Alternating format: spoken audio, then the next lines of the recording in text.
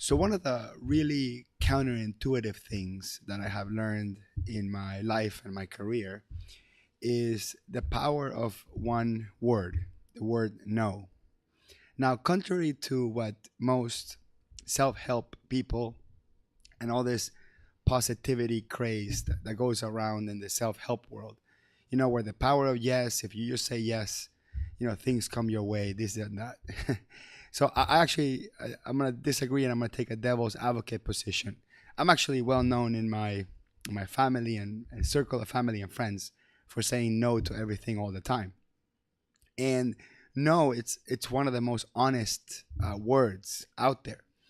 You see, when you say yes, uh, you're either agreeing to something that you want to do, or agreeing to something that you don't want to do. And in many cases, we agree to things that we don't want to do, or we just don't feel like discussing any further, or we feel like just being complacent. Now, in business in particular, learning how to say no is such an important piece, especially when you have a new potential customer that you just don't want. They're not the right fit, or they're proposing something that just doesn't fit what you want to offer, or maybe they want to pay less than what you want to get paid for. And the beginning of the conversation is saying no. Once you learn, are empowered to say no rather than just being complacent to keep people happy, the true conversation can start. So I'm going to play this clip from Peter Block, who's the author of a book called Flawless Consulting, a book that has really impacted the way I approach consultancy in my practice. And it's a YouTube clip from his YouTube channel. So I'm going to put a link below to the actual entire clip on the channel itself, where he kind of illustrates the example that I'm talking about here. So watch the clip.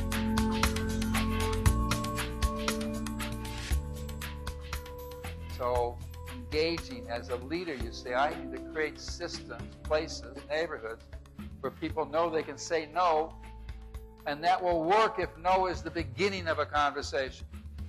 So my favorite image, will you marry me? No! Good, now we can talk. Got it? Will you marry me? Of course, I've been waiting for you all my life. That couple is in big trouble. They're not going to have an honest conversation for 10 years. And then they're going to have the whole thing. They have CDs, equipment, children, the works to divide up. And so that's the notion that no is the beginning of a conversation. If I can't say no, then I have yield sovereignty to the world, to me. And so part of your work with people on the margin is to help them find their own voice, and your voice always begins with a refusal. I don't know why, it's not my idea, I didn't invent this, I'm just passing it. So exactly what I'm talking about. Once you say no abruptly, especially when someone isn't expecting it, that's when people, are kind of like unpredictably are now with their guards up, and at the same time with the guards down. One, they're with the guards up because they're seeing some potential conflict coming along, and from conflict and conversation is where new ideas happen. Only two people that disagree with each other working things out can truly evolve.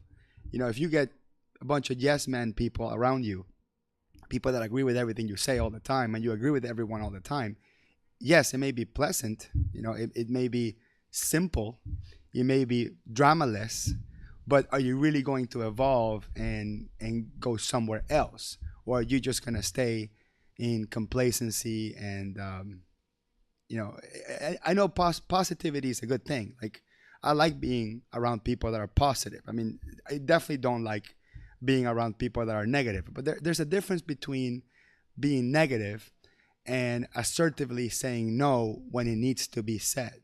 If someone asks me to be somewhere or go somewhere, and I know I don't want to go, I don't want to be there, or I can't, it's just, I can't, I'll simply just say no. No, I'm sorry. No, I can't. Instead of saying yes or maybe, that's another word that I hate. I hate the word maybe.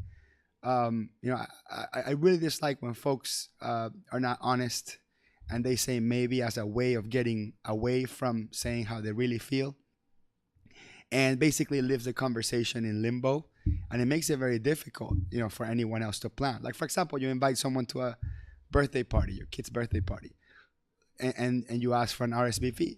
What you're asking for is a yes or a no. A maybe, it's a big problem.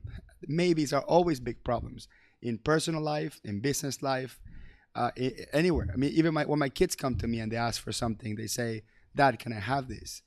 When I say no, right, they get mad and we talk about it. When I say yes, they get happy.